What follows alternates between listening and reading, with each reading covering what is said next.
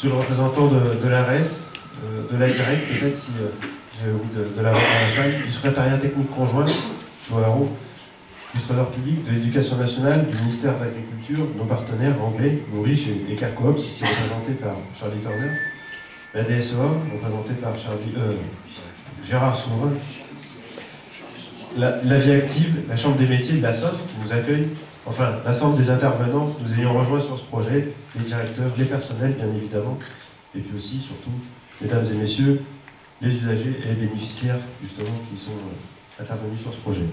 Donc avant de commencer mon propos, je tiens à m'excuser, ou en tout cas à excuser M. Darquès, retenu sur Paris pour des obligations nationales. J'ai aussi à m'excuser, d'habitude je fais court, je vais plutôt tout faire court, mais une fois n'est pas coutume, je vais prendre un peu de temps pour effectuer un petit bilan, forcément partiel, peut-être un peu partial, de ce beau projet. Et je ne pourrais terminer mon propos sans remercier, en les citant, mes fidèles collaborateurs, donc convenez-en, résumer un projet d'un peu plus de 3 ans en si peu de temps, finalement c'est quand même un peu court. Donc, si on fait un petit retour en arrière, on peut se percevoir qu'on a surmonté beaucoup d'épreuves, qu'on a passé beaucoup de temps, qu'on a eu beaucoup de joie, qu'on a eu beaucoup de satisfaction aussi, individuelle et collective. Ce que nous verrons tout au long des interventions prévues cet après-midi, et j'y reviendrai plus en détail sur les réalisations du projet véhiculé. On ne s'en souvient plus, mais en tout cas on ne s'en souvient peut-être pas assez, mais les débuts ont été un peu laborieux. Lorsque nous avons exposé notre projet à des collègues, certains nous ont regardés avec un œil dubitatif, voire un peu moqueur. Un premier partenaire français parti avant même le début du projet. Et non mais je dis, c'est dire tant mieux, parce que ça nous a permis d'aller solliciter la Vie Active. Et oui, car c'est tant mieux parce que de ces épreuves, j'en tire une conclusion, c'est qu'on ne peut mener à bien un tel projet, ou un projet d'une telle envergure, qu'avec des partenaires volontaires et ouverts. Et les partenaires avec qui on a travaillé sur ce projet l'ont été. Donc c'est avec grand plaisir que nous avons accueilli les collègues de la Vie Active, et je crois pouvoir dire qu'il s'agissait d'un plaisir partagé avec nos collègues, les historiques, presque, souvent les Autres-Coutanchi, et la Chambre des métiers, et nos partenaires anglais tout de suite présents sur le projet. Ensuite, rapidement, il a fallu s'ouvrir, se rendre compte qu'on ne pourrait mener à bien ce projet sans y associer pleinement d'autres partenaires. Je me dois ici de mentionner Madame Decroix, du Trésor public, qui nous a accompagnés dès sa prise de fonction. Je crois qu'elle a fait plus que nous accompagner. Elle s'est beaucoup investie dans ce projet, montrant par là même tout son intérêt à notre mission, à notre volonté de promouvoir les dispositifs de droit commun pour les personnes en situation de handicap, même si parfois nous avons pu passer de nombreuses heures à trouver des solutions où on n'en voyait pas, ou plutôt sur des points qui paraissaient insurmontables, qu'elle en soit ici remerciée. Et puis il y a 2 partenaires qu'on a associés dès le début du projet. Le ministère de l'Éducation nationale, le rectorat d'Amiens en fait, en la personne de Jean-Jacques Mangin, qui nous fera un exposé tout à l'heure, et le ministère de l'Agriculture, en la personne de Dominique Boutin, et puis aussi de Madame Merveille, qui viendra également nous exposer son point de vue. On a retrouvé chez eux les mêmes valeurs qui nous animent. C'est pourquoi je me devais de les mentionner comme des acteurs indispensables à ce projet. Tout aussi rapidement, nous sommes entrés en contact avec Pierre Moureux, le formateur breton de la RESAT. Mais je crois que c'est plus qu'un formateur, c'est un messager, un passeur, celui qui a donné envie à tous les participants lors des formations qu'il a animées de se familiariser avec le dispositif de reconnaissance de compétences, différents et compétents, puis de le mettre en œuvre dans nos établissements. Oui, car à la base de ce projet, une idée, ou plutôt une question toute simple, ou apparemment toute simple. Les travailleurs que nous accompagnons au sein des ESAT ont des compétences, ça ne fait aucun doute, mais comment les reconnaître? Telle était la question, tel était notre souci, notre problème. Si la VAE peut sembler être une réponse, elle ne l'est que pour une minorité d'entre eux. Appliquer le droit commun, c'est l'appliquer pour tous. En tout cas, c'est la règle qu'on s'est fixée. Aussi, nous sommes tournés vers l'Ouest, la Bretagne, où le dispositif différent et compétent avait déjà quelques années d'existence et était basé sur la reconnaissance des compétences et des acquis de l'expérience déclinés en 3 niveaux, concret, abstrait, transfert. Ainsi ont été formés les premiers moniteurs, ce qui a débouché sur les 27 premières reconnaissances de compétences l'année dernière. 49 cette année. Mais le projet, c'est pas seulement des reconnaissances de compétences, ce sont aussi les studies-visites, une autre forme de reconnaissance de compétences. Sur le terrain, de façon transnationale, où le langage commun entre les Anglais et les Français, c'est d'abord le métier. On l'a très bien vu au niveau des espaces verts ou de la cuisine, on parle finalement le même langage. Donc on a vu à travers ces reconnaissances de compétences, ces studies-visites, les travailleurs changer, nous surprendre, mais le diront bien mieux que moi, bien mieux que nous, tout à l'heure lors de leur témoignage. Les reconnaissances de compétences en place, des studies-visites régulières, le projet a été lancé, bien sûr, ça n'a pas toujours été facile. Et la deuxième conclusion que je tire de ce projet, c'est que si nous avons sous-estimé les difficultés, nous avons également grandement sous-estimé les effets positifs.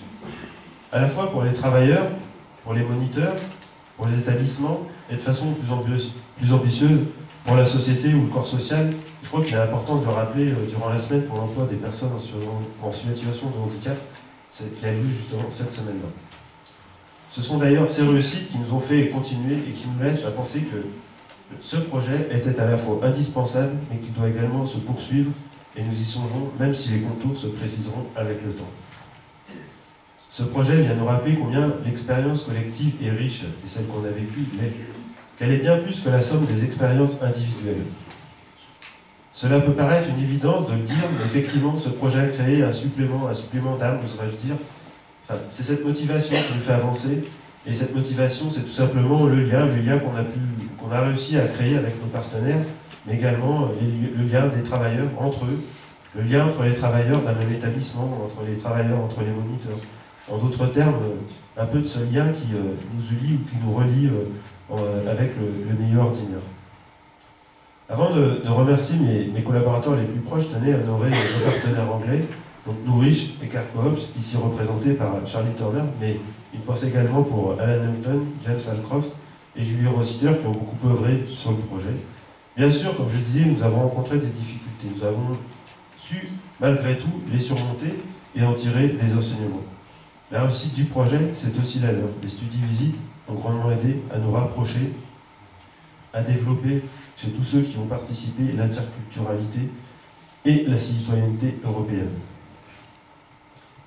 La réussite du projet, c'est aussi celle de nos partenaires français. Les Alpes de Cotanchy, son directeur, Jean Souvin, et son équipe. Je peux omettre ici de mentionner la présence de Christine Hébert, qui a aussi beaucoup œuvré pour ce projet. C'est beaucoup aimé. Les Alpes de la vie active, son directeur, Philippe Hénin, son directeur ici régional, M. Verjus, enfin régional, son directeur général, qui le premier a cru au projet et justement qui a réussi à créer ce contact entre nous, et puis bien sûr la CMS qui nous accueille et puis qui nous a aidés dès le début, tout début du projet. Donc parfois, bon, ça c'est un sentiment personnel, mais je me demande des fois ce que je fais pour mériter d'avoir des amis, en tout cas les amis qui m'entourent. J'avoue également que je me demande ce que j'ai fait pour mériter les collaborateurs qui m'entourent au quotidien. En tout cas, c'était pour moi une grande satisfaction personnelle de pouvoir les entraîner dans ce projet. Bien souvent, on se contente d'une simple mention, et je vais citer leur nom tant qu'ils ont leur part dans la réussite de ce projet.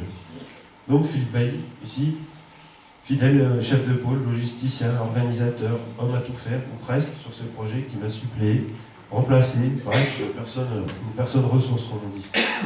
À Cyril Valour et Emmanuel Lefebvre, qui ont œuvré chacun dans leur domaine, l'un à la réalisation de référentiels transnationaux, l'autre à la réalisation d'outils de communication à destination des entreprises, entre autres, parce qu'ils n'ont pas fait que ça, et bien d'autres choses. À Jean-Jacques Dolé aussi, qui dès le début s'est investi dans le projet, qui s'est pas mobilisé, mais presque comme un jeune professionnel. Virginie Demoulin, notre indispensable comptable, sans qui ce projet n'aurait pu aboutir. Je tiens à souligner son investissement permanent, une travailleuse de long, un grand merci, une reconnaissance même. Également pour ses collègues Véronique Vibon et Evelyne Potier.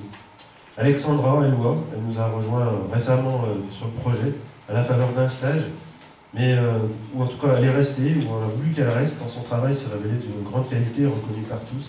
La communication, les outils, la méthode pédagogique, c'est elle, pas qu'elle, mais surtout elle. Thomas Carpentier, absent ce jour, et son enthousiasme désormais connu de tous. Donc les vidéos, les liens, les vidéos sur le site internet, entre autres, pas que, mais il y a l'aide ici. Les liens avec notre partenaire breton pour les attestations de reconnaissance, ça n'a pas toujours été simple, c'est lui. Cathy Dotin pour la communication, la logistique lors des événementiels, les liens avec les partenaires, avec les médias. C'est elle aussi qui est derrière tout ça. Catherine Ramblière, absente pour le moment, collaboratrice discrète mais toujours aussi efficace. Les marchés publics passés sur ce projet, c'est elle, avec son responsable, Yves de Villers.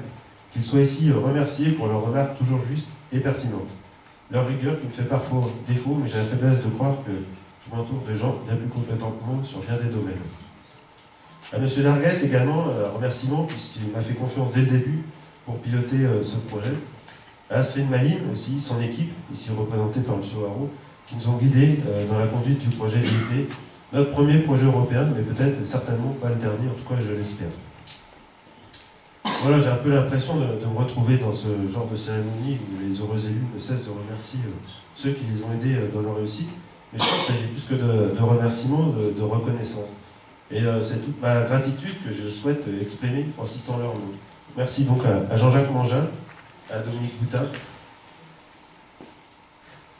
à nos consultants qui ont œuvré, qui nous apporté les compétences que nous n'avions pas. Donc merci à Alain Deraoult, actif encore là au fond de la salle à filmer, à Bernard Deck, à Bernard Geneste, les collègues de la Chambre des métiers, de la Somme bien évidemment, à Thierry Miaski, à son équipe, à Elodie Fay, dire qu'elle a touché à tout sur ce projet sera peut-être exagéré, mais sans elle, on aurait bien eu du mal à se dépêtrer ou à avancer seul sur le présage, parce que c'est pas évident, c'est le logiciel. Animatrice du site internet, rédaction de compte rendu, traduction, rapport d'avancement, bref, rien ne lui est étranger. Donc merci. Merci aussi à Anne Repiquet, la comptable, toujours discrète mais fidèle et précieuse. Avec un un peu de Virginie de Moulin. Et Peggy Follet, notre organisatrice en chef des déplacements, on ne la voyait pas souvent, mais en tout cas elle était toujours là pour faire en sorte que tous les déplacements, que ce soit les comités de pilotage, transnationaux, les studies visites se passent bien. Donc sans eux, sans elles, au début et tout au long du projet, on n'en serait pas là à faire le bilan. Enfin, je ne peux pas terminer sans remercier les encadrants, les véritables chevilles ouvrières de ce projet, qui sont parfois dépensés, investis sans compter, et qui, pour certains, ont retrouvé un sens à leur mission de travailleur social. Et puis, je veux dire surtout un remerciement pour les bénéficiaires, ceux pour qui on agit, ceux qui nous ont prouvé mais qui sont prouvés d'abord à eux-mêmes, avant tout, qu'on a bien eu raison de leur faire confiance. Et je vais même leur dire qu'ils m'ont surpris et donné envie de continuer cette aventure à leur côté. Un des objectifs du projet, c'était de changer de regard, celui des travailleurs sur eux-mêmes, celui des moniteurs sur les travailleurs, celui des directions également sur les moniteurs, sur les travailleurs, et réciproquement. Et je crois que c'est réussi. Voilà, donc j'en ai bientôt terminé, et en écrivant ce discours, je me demandais à quoi on pouvait juger qu'un projet a rempli ses objectifs, que nous avons atteint les buts que nous étions fixés, même si on a bien conscience qu'on aurait pu bien mieux faire sur bien des points. Et je pense qu'il y a deux choses sur lesquelles on peut juger un projet, c'est à la fois sur ce qu'on en a appris, et je pense que je peux vous l'affirmer que chacune des 300 ou 400 personnes qui ont œuvré à participer sur ce projet, on a beaucoup appris des autres et à la fois de nous-mêmes. Et enfin, à l'envie de poursuivre sous une forme ou sous une autre, je crois que ça c'est certain, c'est acquis, en tout cas c'est allé pour moi. Donc à bientôt et merci pour cette belle aventure.